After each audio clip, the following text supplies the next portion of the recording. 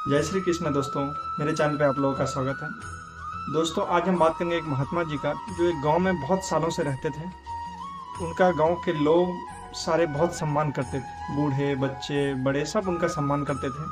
उनको अपनी आत्मशक्ति से ये बोध हुआ कि उनके जाने का समय आ चुका है। तो उन्होंने डिसाइड किया कि वो अपनी ज़िंदगी के आखिरी पल काशी जी में बिताना चाहते हैं। और उन्होंने गाँव वाले से इसलिए बता दिया कि कल मैं काशी जी को प्रस्थान करूँगा, तो मैं चाहता हूँ कि आज शाम को आप लोग सब आके मुझसे मिलें। उस दिन शाम को सारे गांव के लोग आते हैं और वहाँ इकट्ठा होते हैं और सब कहने लगते हैं महात्मा जी से कि हम लोग फिर कैसे रहेंगे बाबा, हमारे सारे दुख तकलीफ का जवाब आपके पास होता था, सबका हल आपके पास होता था, अब हम अपने हल के लिए किसके पास जाएंगे।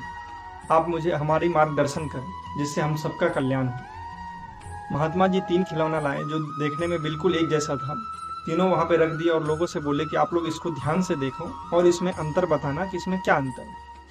सब बड़े गौर से खिलौने को देख रहे थे। उसमें से एक ने कहा कि बाबा जी, एक खिलौने के दोनों कान में छेद है। और फिर जब गौर से दूसरे खिलौने को देखा तो उसमें देखा कि उसके एक कान में छेद है और एक मुंह में छेद।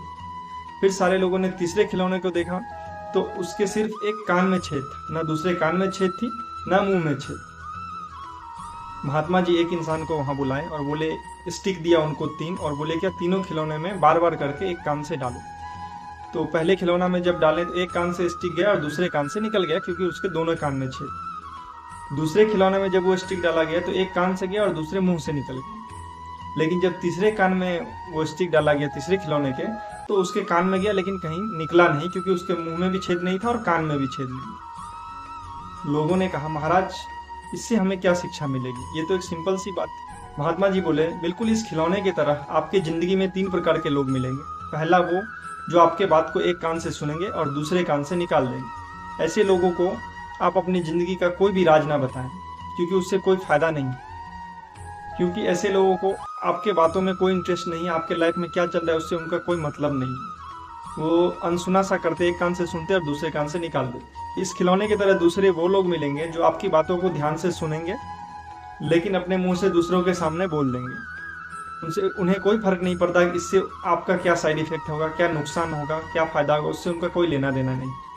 ऐसे लोग सबसे ज्यादा खतरनाक हो, इसलिए इस टाइप के लोगों से जरूर बचना चाहिए। और तीसरा सबसे इंपॉर्टेंट लोग हैं, ऐसे लोग अगर आपको किस्मत से मिल जाए उस रिश्ते को जरूर संभाल के रखें। ये ऐसे लोग हैं जो आपकी बातें सुनेंगे तो जरूर, लेकिन किसी के सामने बोलेंगे नहीं और सिर्फ आपको समाधान देंगे, आपकी मदद करेंगे। ऐसे लोगों का ध्यान रखना, इनसे कभी रिश्ता मत तोड़ना।